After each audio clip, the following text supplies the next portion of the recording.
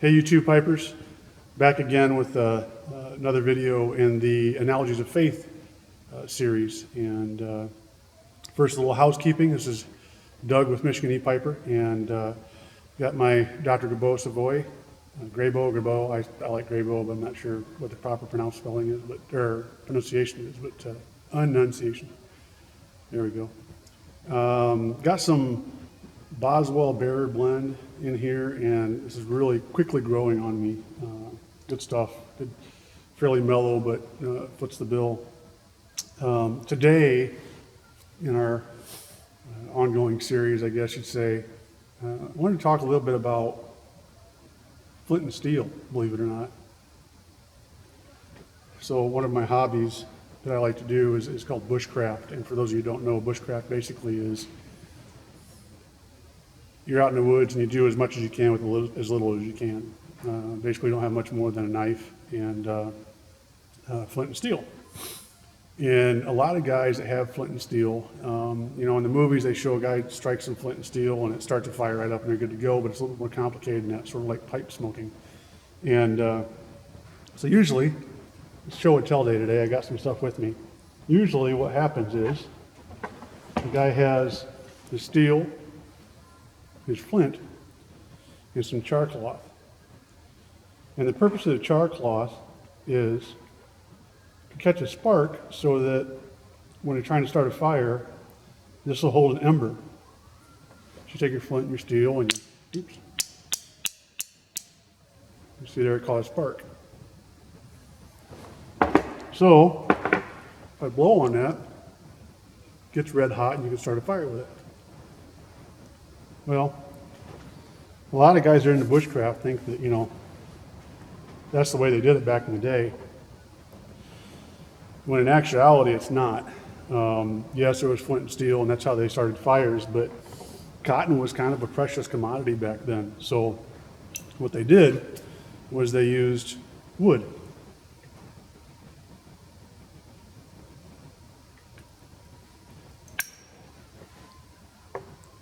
But not just any kind of wood. It had to be a special kind of wood, and not the kind of wood you would think.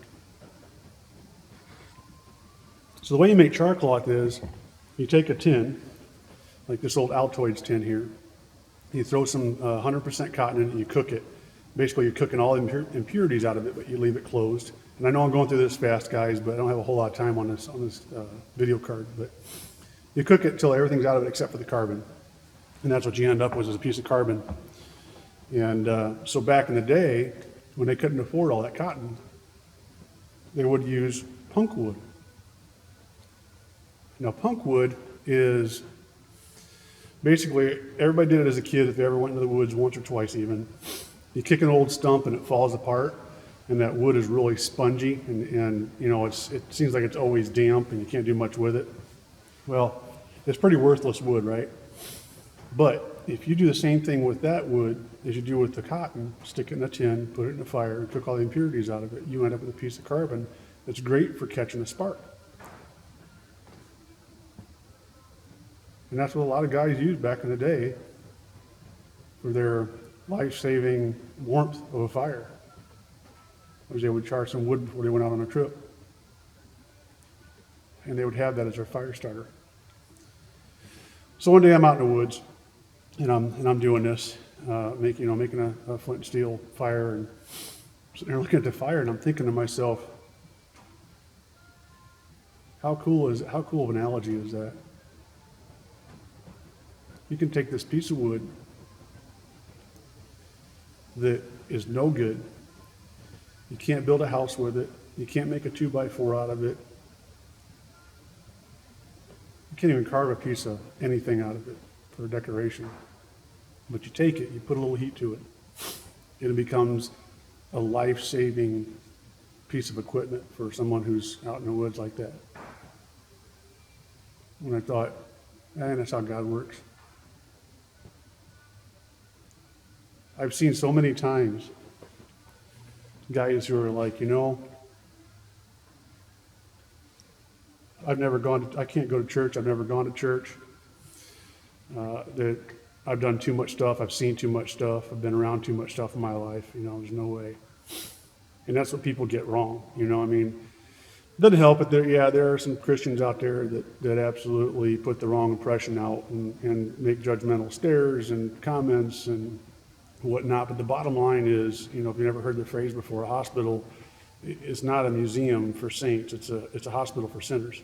The church is, and that's the case here. You know, it's like I can't tell you how many times that I've seen where guys have, you know, they've just trashed their lives. I've been there. I've been one of those guys, and you know, instead of giving up, you just look to see what plan he's got for you. Now, it might take a little heat, just like with the wood. You know, that wood was no good, couldn't be used, but, you know, a little heat, and it's a life-saving tool. Same thing with everybody. You know, it's like it doesn't matter what you've been through. You know, if you turn your hands over, or you turn your life over to his hands, he's going to make something out of you. Is it going to take a little heat? Yep, it is. But I'm telling you guys, it's worth it. But I just thought that was an incredible analogy. You know, that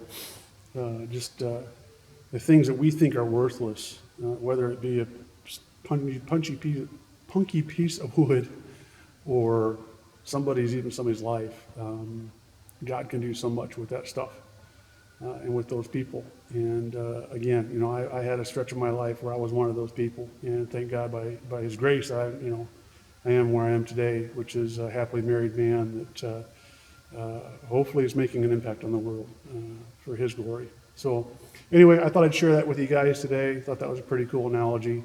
And until next time, guys, you take care.